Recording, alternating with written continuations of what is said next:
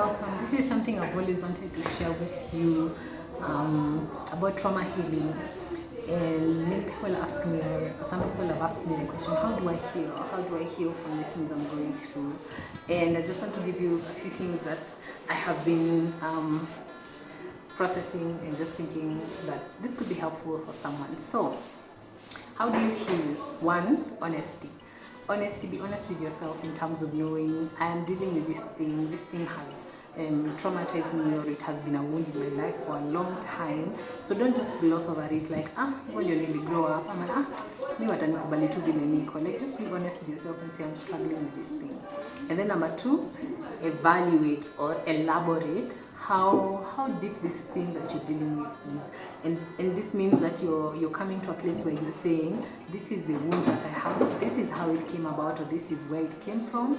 This is some of the factors that propagate it. For example, this is some of the factors that make this wound worse. This is some of the people in my life that continue to make this wound hurt more. Or this is some of the situations when I find myself in, they make my wound less. And also, these are some of the consequences of me having this wound. So when you say that, for example, when you're dealing with a father wound, let me talk about a father wound because that's what is very familiar.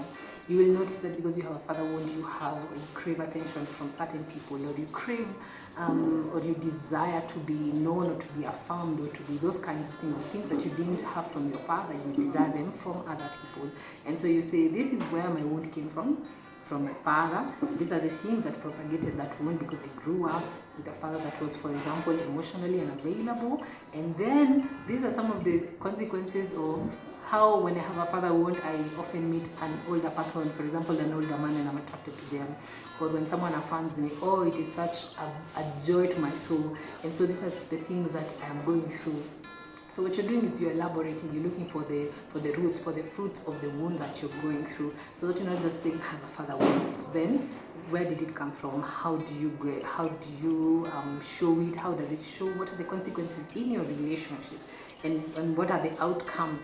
This one is especially very important.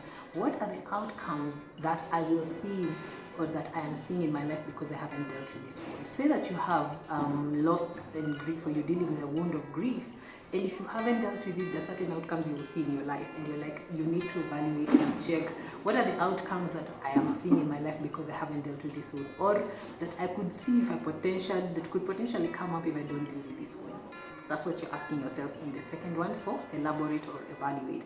And then 3, address it. Intentionally address your wound, whether it is by going to therapy, talking to someone, finding a mentor, journaling, and intentionally do life differently now that you know. In counseling, we often say that awareness it makes you closer to being a better person, being a better individual.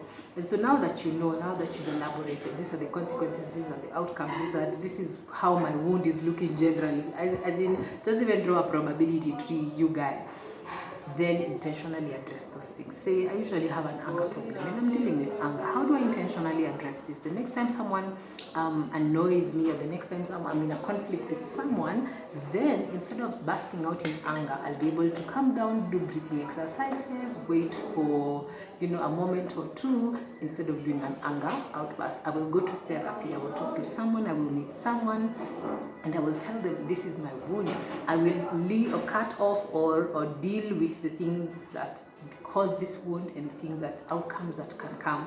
Intentionally do things that address your wound.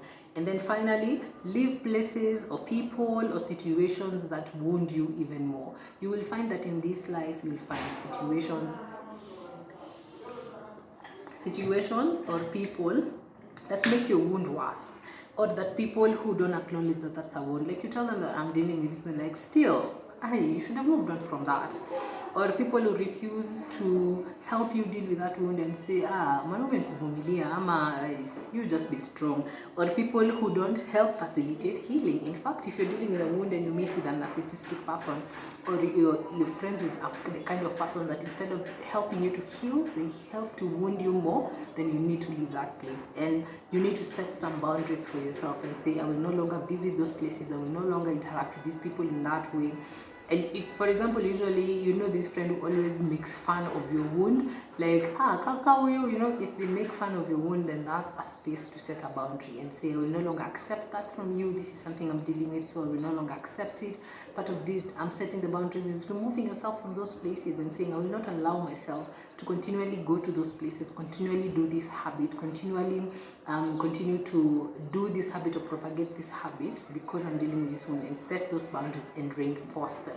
And what that does for you is that it gives you a space where you can, you know what you're dealing with, or you know your wound, you're sure what exactly issues that are around that wound, the things that cause the wound, the outcomes and everything, and then you can intentionally address it in a safe space where people understand that wound and can help you deal. Intentionally addressing it also means going to support groups. Living places and spaces where people don't nini your wound also means that you can say to certain people, no, we're not having that conversation, and no, I don't feel heard in this conversation, or I don't want to talk about it because I'm still dealing with, because you know that this person maybe always makes fun of it or is not giving you a safe space to heal. The final word I want to share is that love on you. You're wounded, you're hurt, you've been through so much. Love on yourself. Be gentle on yourself and allow yourself time to heal. If you have a wound or you're dealing with a certain trauma, you will not just be like that, you're fine.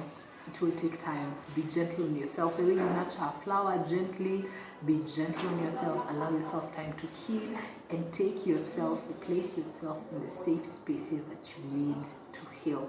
And that, ladies and gentlemen, is how you heal. Honesty, evaluating or elaborating, addressing it intentionally, and leaving places that don't give you that space.